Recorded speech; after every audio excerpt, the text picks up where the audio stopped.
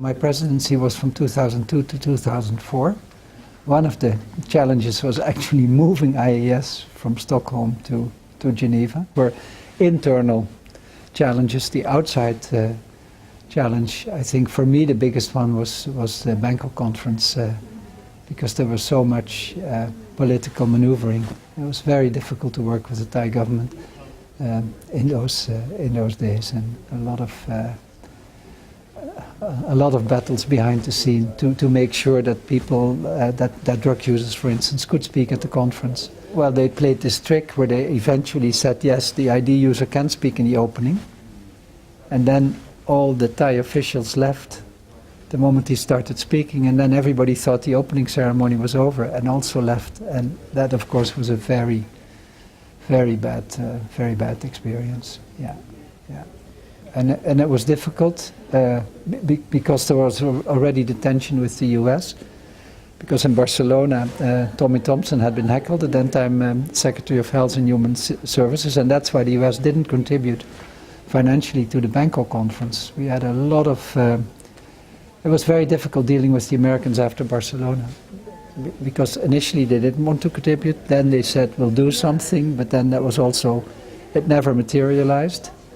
So, and then eventually the first PEPFAR Tsar did actually come to Bangkok after a lot of negotiations, but the message was that there should be no shouting, etc., etc. And I thought we had negotiated with the community that that would be the case, but of course it didn't happen, and he was shouted at, and it was very difficult to keep him on the stage, and there was also quite confrontational, I think, sessions where Gilead was, because Gilead had been donating drug for the PrEP study in Cambodia. Why was Gilead heckled? Gilead was the only company that stuck out its neck, that actually made drugs available for HIV prevention. No, I mean, I've been banging the doors of companies before that, and others have, to get drugs for HIV prevention.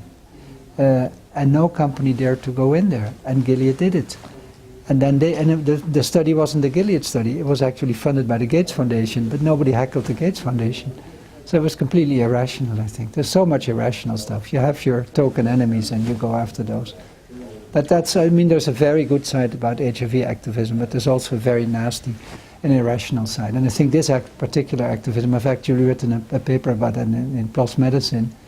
This activism was destructive. And the victim, I also wrote, the victims are not in Paris, but somewhere else. There's a lot of very good activism, and I think we wouldn't be where we are today. We wouldn't have the drugs if there hadn't been the enormous activism in the gay community in the US, for instance. I mean, that helped a lot. I think there's a lot to be grateful for. And that's an essential player, I think, in a conference. What is the problem? Is it's not like a labor union. So you sit at the table, you have 5 community groups, but it doesn't mean that the rest of the community will actually adhere to the agreement you have at that table. And I think we played I mean, at least in advocating access to treatment, that cost a lot of time. I think we also tried to establish a better relationship between IAS and pharma industry to work commonly on specific issues, which has led to the Industry Liaison Forum, which is now one of, let's say, the flagships of IAS. So that was an important issue. I think that we really pushed hard for treatment. That IAS pushed hard for treatment access, and also that we basically improved the relationship with industry in a more productive manner. Not just asking them for money, but also trying to work together in the Industry Liaison Forum on important topics. I think the impact of let's say, antiretroviral drug development has had enormous spin-offs. Look at what we can do with hepatitis C in a few years' time. We'll be able to treat people for several weeks and they're cured just taking a single combination pill. And that would not have happened if HIV had not been there. It sounds horrible, but I think the AIDS epidemic is actually, in the end, with all the human suffering, has done a lot of good. Also for Africa, because it has shown people that it is possible, that something is being done.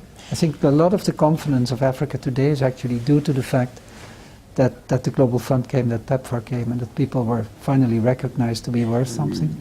It has had an enormous impact on I think, the human rights situation, the involvement of community. So, again, I mean, despite all the suffering, I think AIDS has really been a model.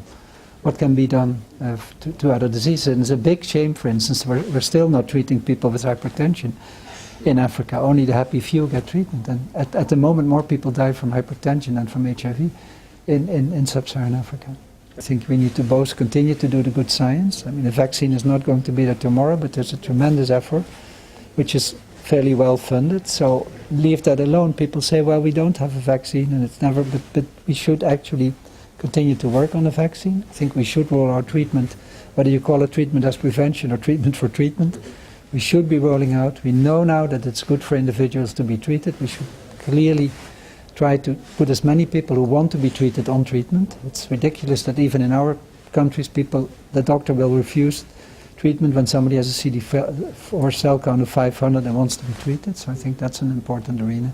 And then combination HIV prevention. Well, for an individual, I think it's like diabetes. If you treat it early enough and you take your pills, your lifespan is that of a non-HIV. So for an individual, it is. But it is an infectious disease.